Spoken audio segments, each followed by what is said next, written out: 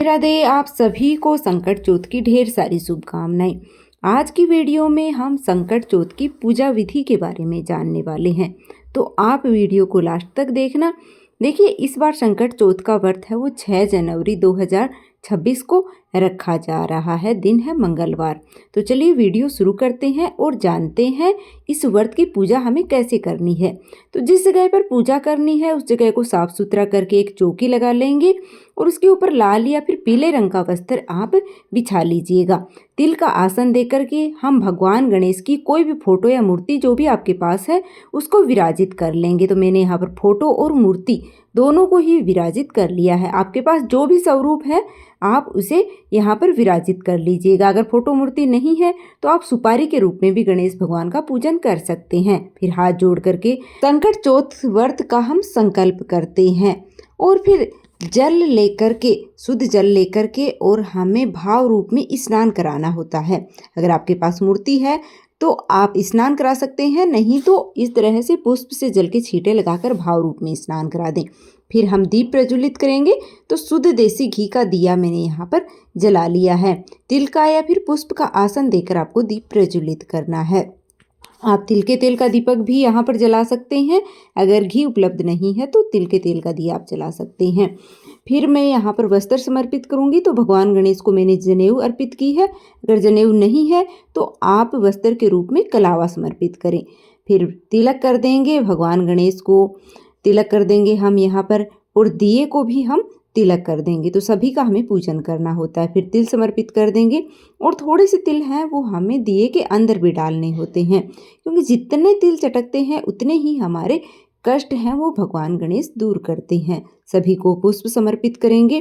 तो अगर आपके पास लाल रंग के पुष्प हैं तो आप भगवान गणेश को लाल रंग के पुष्प समर्पित कर दीजिएगा। अगर लाल रंग के पुष्प आपके पास नहीं है तो फिर आप है वो कोई भी पुष्प समर्पित कर दीजिएगा। फिर देखिए, संकट चौथ के दिन, तिल चौथ के दिन है वो तिल और गुड़ का भोग है वो लगाया जाता है, मतलब तिलकुट का भोग लगाया जाता है। आप तिल के लड्डू बना करके भी भोग लगा सकते हैं या फिर तिलकुट बना करके भोग लगाया जाता है। तो पहले तो हम जब कथा सुनते हैं उस समय हम कच्चे तिल और गुड़ लेते हैं, फिर इनको सेक करके तिलकुट बना लेते हैं। जब हम शाम को चंद्रोदय होता है तो दर्शन करते हैं, अर्घ लगाते हैं उस समय। फिर जल समर्पित कर देंगे। तो इसके बाद में हम दक्षिणा है वो भी समर्पित करते हैं और भगवान गणेश को दुर्वा भी समर्पित करते हैं। भगवान गणेश को दुर्वा है वो बहुत ही अधिक प्रिय होती है, तो दुर्वा भी हो सके तो आपको अवश्य समर्पित करनी चाहिए। इसके साथ ही हम सासू माँ के लिए बायने के रूप में साड़ी, सूट जो भी आपकी सासू माँ पहनती है वो निकालना होता है। तो मैंने यहाँ पर एक साड़ी निकाली है, दक्षिणा निकाली है, साथ में कुछ सुहाग की चीज़ें आपको जरूर से रखनी चाहिए। इसके बाद में कथा सुनेंगे। तो हाथ में अक्षत लेकर के और हम कथा सुनेंगे। कथा सुनने के बाद थोड़े से तिल हैं वो हम भगवान गणेश को समर्पित करेंगे, थोड़े से जल के लोटे में और थोड़े से दिए में, और जो तिल बच जाते हैं उनको हम अपने पास रख लेंगे। फिर जब चंद्रोदय होता है तब हम अर्घ लगाते हैं। तो अपने पास है वो संभाल करके इन तिल को हमें रखना होता है। तो ये आप अपने पल्लू के बांध लीजिएगा या फिर आप किसी जगह पर रख लीजिएगा। फिर हम आरती करेंगे। तो इस तरह से क्लॉकवाइज घुमा करके 5 या 7 बार आप आरती कर सकते हैं, या फिर भगवान गणेश की आपको आरती आती है तो वह आप आरती कर लीजिएगा। फिर हाथ जोड़ करके पूजा में रही कमियों के लिए हम भगवान गणेश से और चौथ माता से प्रार्थना करते हैं। दक्षिणा हमें अवश्य समर्पित करनी है, यथासंभव दक्षिणा आपको जरूर समर्पित करनी है, और साथ में हम बायना जो निकालते हैं उसमें भी दक्षिणा रख देंगे। फिर थोड़ा सा हाथ में जल लेकर के चौकी के ऊपर से 2 बार वार देंगे, जिससे कि हमारा व्रत है, हमारी जो पूजा है वो पूर्ण हो जाती है।